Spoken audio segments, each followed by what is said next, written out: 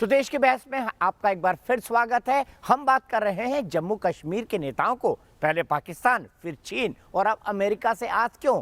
क्योंकि कश्मीर के नेता ये बयान दे रहे हैं कि जो बिडेन आने के बाद 370 और 35 से वापस लाएंगे। ये असंभव है, ये अब इस देश में नहीं हो सकता। और जो लोग डिप्लोमेसी समझते हैं वो इस बात को बहुत अच्छी तरह जानते हैं कि अमेरिका सरकार की फॉरेन पॉलिसी, सरकारें बदल जाएं, लोग बदल जाएं, लेकिन कांस्टेंट रहती है। जो बिडेन ने अपने चुनाव प्रचार में भी 370 वापस ले आएंगे या 35 से वापस ले आएंगे, इसका कभी कहीं कोई जिक्र नहीं किया। इसी पर बात करने के लिए हमारे साथ कई सारे खास मेहमान हैं। हमारे साथ जाने माने रक्षा विशेषज्ञ RSN सिंह साहब मौजूद हैं। हमारे साथ कश्मीर के पत्रकार और एक्टिविस्ट माजिद हैदरी मौजूद हैं। मेरे साथ यूथ कांग्रेस के नेता सिरेवाल मौजूद हैं। मेरे साथ सुशील पंडित जी मौजूद हैं जो कि रूट्स इन कश्मीर से जुड़े हुए हैं। मेरे साथ संजू वर्मा जी मौजूद हैं जो कि भारतीय जनता पार्टी की राष्ट्रीय प्रवक्ता है। लेकिन सबसे पहले मेरी दर्शक एकता वार्ष्णेय के पास चलता हूं दिल्ली में। एकता, क्या कहेंगी? क्या 370 और 35 से वापस आने की कोई भी गुंजाइश आपको लगती है? एकता,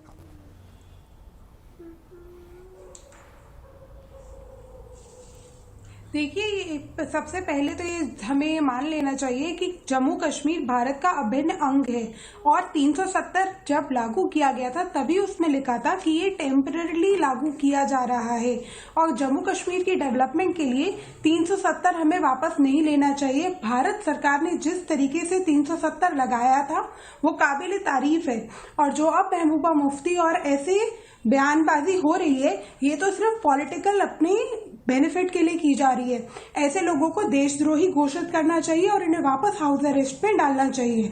आम जनता तो बिल्कुल भारत सरकार के साथ है। 370 ठीक है, बहुत अच्छा एकता, बहुत अच्छा एकता। आपने जन भावनाओं की बात कही है कि ऐसे लोगों को फिर से हाउस अरेस्ट करना चाहिए। माजिद हैदरी, करना चाहिए हाउस अरेस्ट एक बार फिर से? और देखिए, मैं नहीं बोल रहा हूँ, देश का आम जनता, आम जन जो आपको सुनता है माजिद हैदरी, वो यही कहता है कि देशद्रोही बात करते हैं आप लोग। राज चल रहा है तो बिल्कुल हर एक को बंद कर देना चाहिए। मुझे भी इसी डिबेट से सीधा थाने ले जाना चाहिए, बाकियों को भी थाने। आपके पेट में क्यों दर्द हो रहा है भैया? जो कुछ हो रहा है डेमोक्रेसी से हो रहा है। संविधान 303 सीटें जीती है मोदी जी ने। मनुस्मृति ले आए हैं मोदी जी की संघ की, तो संविधान के हिसाब से ही तो 370 हटाया गया है। माजिद हैदरी, संविधान के हिसाब से 370 हटाया गया है, भाजपा ने 35 से भी हटाया गया है। सारा फिक्स्ड मैच चल रहा है, देश जानती है, सारा फिक्स्ड मैच चल रहा है। भाजपा ने इन्हें पकड़ा, भाजपा ने इन्हें छोड़ा, भाजपा बयान दिलवा रही है, भाजपा सारा कुछ करा रही है और आप इल्जाम देंगे आम कश्मीरी पर? ये तो सरासर नाइंसाफी है। आपको सपने में भी भाजपा और संघ नजर आती है क्या माजिद हैदरी? सपना क्या देखते हैं आप? लेकिन बिहार भाजपा सपना क्या देखते हैं? आपको बीजेपी और संघ सपने में भी नजर आता है? देखें, भाजपा को 370 हटा के क्या मिला? महाराष्ट्र हारा, बिहार हारा, आगे बंगाल भी हारेगी। श्राप लग चुका है दीपक भाई, समझ लीजिए। संघ परिवार को श्राप लग गया है। जेब गर्म होना बंद हो गई ना माजिद हैदरी, आपकी जेब गर्म होना बंद हो गई, इसीलिए आप लोग तड़प रहे हैं। देखें, हमारी जेब ऊपर वाला गर्म करता है और ऊपर वाला इंशाल्लाह हमेशा गर्म करता रहेगा। परेशानी संघ को है जो उन्हें अब श्राप लग गया। पहले पाकिस्तान वाला करता था, अब चीन वाला करता है। काम किया, थोड़ी भारत सरकार कर देती थी, अब बंद हो गई है। ने आखिर काम तमाम किया, संघ का काम तमाम हो चुका है। 370 हटा के अब कुछ नहीं होने वाला। जी दीपक। महाराष्ट्र संजू वर्मा जी, ये लोग दिन में सपने देखना कब बंद करेंगे? जीते थे जोड़ तोड़ और कूटनीति के चलते शिवसेना, एनसीपी जीत के हारने वाले को भाजपा कहते हैं। हाँ जी, जीत के हारने वाले को भाजपा कहते हैं। वहां पर सत्ता में आई है और अब देख रहे हैं 1400 जीत के हारने वाले को भाजपा कहते हैं। हमने तो सुना था जीत के हारने वाले को बाजीगर कहते हैं। क्या हाल करके रखा है जनता का? शाहरुख खान की नकल क्यों कर रहे हैं भाजपा वाले? की धज्जियां उड़ा दी हैं। शाहरुख खान का डायलॉग ना चुराएं। आजादी के फजीते बन गए हैं और आप आकर हमें यहाँ भाषण दे रहे हैं कि बीजेपी महाराष्ट्र हार चुकी थी, बिहार के चुनाव के नतीजे कल आने वाले हैं। शाहरुख खान था, शाहरुख खान है, शाहरुख खान रहेगा। खुशियां मनाना बंद करिए, खुशियां मनाना बंद करिए। आप बाजीगर ना बनिए, बाजीगर का डायलॉग ना चुराइए। 303 सीटें जीतकर 2019 में यहाँ तक पहुंचे हैं। कांग्रेस को 52 सीटें मिली थी। जो जीता वही सिकंदर। नुमाइंदा बनना क्या बंद सत्ता बनाई? ठींगा मिला महाराष्ट्र में। कांग्रेस का नुमाइंदा बनना बंद कीजिए। आंकड़े मत गिनिए, सत्ता बताइए। ठींगा मिला महाराष्ट्र में, बिहार में ठींगा मिला। बीजेपी को सत्ता में जनता ने मतदान दिया था, बीजेपी को सत्ता में आने के लिए, फडणवीस को सत्ता में आने के लिए, मोदी सरकार के बेहतरीन काम को क्या शाहरुख खान का डायलॉग सुनाया आज आपने? ये तो संजू साहिबा, आपने आज शाहरुख खान का संजू और माजिद, आप एक मिनट रुक जाइए, मुझे सुशील पंडित जी के पास जाना होगा। सुशील पंडित जी, ये कश्मीरी एक्टिविस्ट और कश्मीरी नेता दिन में सपने क्यों देखते हैं कि 370 भी वापस आ जाएगा, 35 से भी वापस आ जाएगा, और बार बार अपना आका क्यों बदलते हैं, कभी पाकिस्तान, कभी चीन, कभी अमेरिका। संजू जी एक मिनट, सुशील पंडित जी से एक सवाल लेना है। क्योंकि इनकी पूरी की पूरी जिंदगी इसी में खप गई है। आपको मैं याद दिलाऊं, शेख अब्दुल्ला 1971 तक पाकिस्तान का मुंह ताकते थे कश्मीर को लेकर के। जब 1971 के युद्ध में भारत ने पाकिस्तान के 2 टुकड़े कर दिए तो वो इंदिरा गांधी के कदमों में आके गिर गए और कहा कि आगे से कोई बात नहीं करूंगा कश्मीर के विषय में।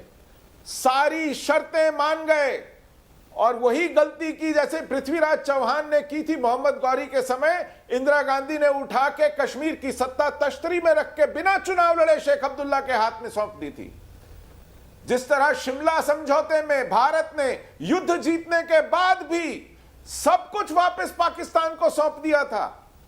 भारत इतिहास की ऐसी ही भूलें दोहराता रहा है, और जो लोग आज अपनी नजरबंदी के ऊपर तरह तरह की आपत्तियां उठा रहे हैं, उन्हें मैं याद दिला दूं, जिस पब्लिक सेफ्टी एक्ट के अंतर्गत अब्दुल्ला और मुफ्ती घर में रखे गए थे, वो public safety act Sheikh Abdullah लेके आए थे 1987 में 77 में, और 1977 में वो पब्लिक सेफ्टी एक्ट ला करके उन्होंने, फारूक अब्दुल्ला ने, उमर अब्दुल्ला ने, महबूबा मुफ्ती ने, मुफ्ती मोहम्मद सईद ने, गुलाम नबी आजाद ने, जितने चीफ मिनिस्टर हुए सब ने उस एक्ट के अंतर्गत हजारों लोगों को बंद किया है। आज अगर वो खुद बंद हैं उसी पब्लिक सेफ्टी एक्ट के अंतर्गत, तो इन्हें कोई भी हक नहीं मिलता इस पर आपत्ति करने का। इन्होंने इस कानून का खुद इतना इस्तेमाल किया है कश्मीर में शांति बनाए रखने के नाम पर, जबकि अशांति की जड़ ये खुद थे। आज सही जगह पर इस कानून का लागू होना हुआ है और ये लगातार बने रहना चाहिए था। इनको कुछ महीनों की ऐश और आराम के बाद छोड़ देना बहुत बड़ी गलती है, बहुत बड़ा अपराध है। और केंद्र सरकार इस बात के लिए जवाबदेह है कि कश्मीर में जिन लोगों के ऊपर इतने गंभीर आरोप लगाए गए थे, उनको फिर से आग उगलने के लिए, जहर उगलने के लिए, शांति भंग करने के लिए, देशद्रोह के लिए इस सवाल का जवाब जरूर संजू वर्मा से लेंगे, लेकिन उससे पहले मैं जहांजीब, सुशील जी, मैं जहांजेब सिरवाल के पास आना चाहता हूं। संजू जी, मैं 1 मिनट आ रहा हूं आपके पास। जहांजेब, मुझे बताइए कि आपने जो दिल के गुबार व्यक्त किए, क्या भारतीय राष्ट्रीय कांग्रेस की भी यही राय है, आपके हाईकमान की भी यही राय है कि 370 और 35 से वापस आ जाए? क्योंकि आपके नेता ने तो लोकसभा में कहा था, क्या यूएन से पूछा? ये तो बायलैटरल मामला नहीं है, मल्टीलैटरल मामला है।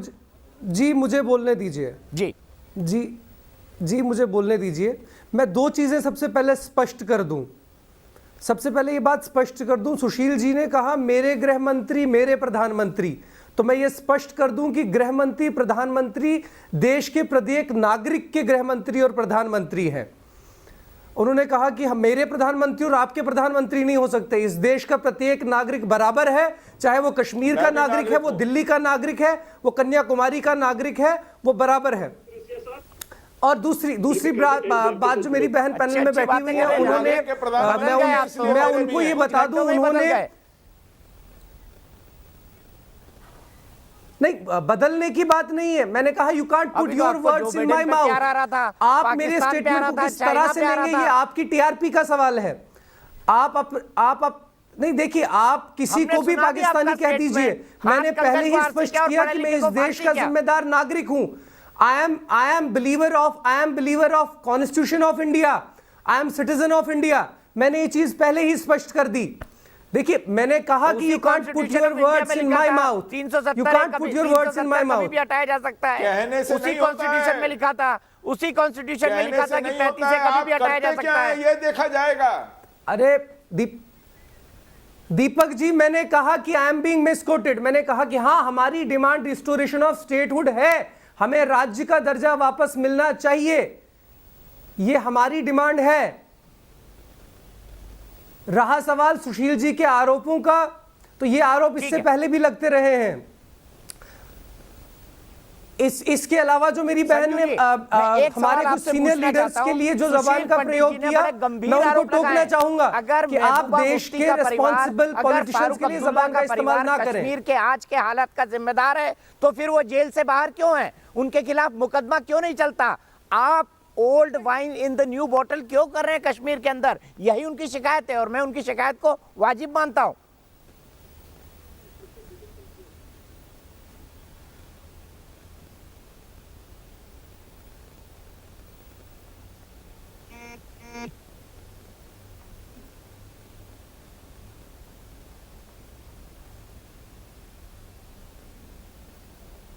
संजू जी, आपको मेरा सवाल सुनाई पड़ा? सुशील पंडित जी जो शिकायत कर रहे हैं कि आप फिर वही महबूबा मुफ्ती परिवार, वही उमर अब्दुल्ला परिवार, उन्हीं के हाथ में फिर कश्मीर देना चाहते हैं, old wine in the new bottle, और उनकी शिकायत जायज है। कौन ये इल्जाम लगा रहा है दीपक जी? हेलो, सुशील पंडित जी, और मैं उनकी शिकायत को जायज मानता हूं। अगर उन्होंने इतना बुरा हाल कश्मीर का किया तो बाहर क्यों हैं? उनके खिलाफ मुकदमा क्यों नहीं चलता? ठीक है दीपक जी, मैं इस सवाल का सीधा सीधा जवाब दूंगी बिना बात को तोड़ मरोड़ के घुमा के।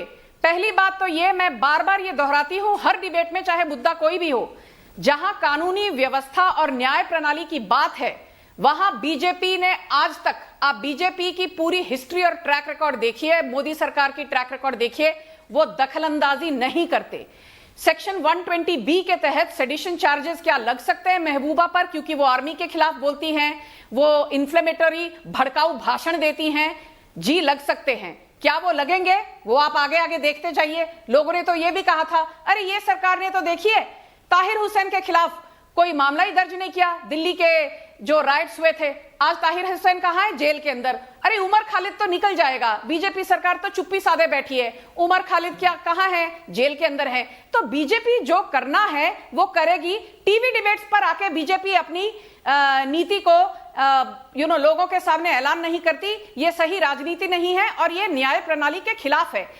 जो होना होगा वो होगा। आपको मैं एक चीज पूछना चाहती हूं, महबूबा मुफ्ती को हमने अलायंस से निकाल दिया और प्रेसिडेंट्स रूल डिक्लेयर किया। 2018 में महबूबा मुफ्ती के साथ हमने अपना गठबंधन तोड़ा। और क्यों तोड़ा? क्योंकि हम समझ गए थे कि ये याकूब मेमन के लिए आंसू बहाती हैं, अफजल गुरु के लिए आंसू बहाती है, बुरहान वानी के लिए आंसू बहाती हैं। कुछ दिन पहले सैफुल्लाह की मौत पर ये आंसू बहा रही थी, पर इनके दिल में इंडियन आर्मी, भारत का झंडा, भारत का राष्ट्रगान, भारत का राष्ट्रगीत, इन चीजों के लिए महबूबा के दिल में कोई जगह नहीं है। हमने अपना अलायंस तोड़ा कि नहीं? यदि हमें सत्ता का लोभ होता तो हम अलायंस जोड़ के रख सकते थे। तो ये जान लीजिए, भारतीय जनता पार्टी के लिए हमेशा देश सर्वोप्रथम है, पार्टी उसके बाद है एंड इंडिविजुअल सबसे लास्ट है। हम अपना क्या करेंगे, हमारी क्या नीति है, क्या सियासी हमारे दावपेच है, हम उसको टीवी चैनल्स पर आकर उसका बखान नहीं करते और उसका ऐलान नहीं करते। आप आज देश से माफी मांगिए कि गलती हो गई। ठीक है, आपने कहा अफसोस आज के लिए वक्त हमने जो किसी सरकार ने नहीं किया, अनुच्छेद 370 मत देखिएगा, कुछ अच्छे सपने देखिए, कुछ अच्छे सपने देखिए, मेरी आपसे यही गुजारिश है।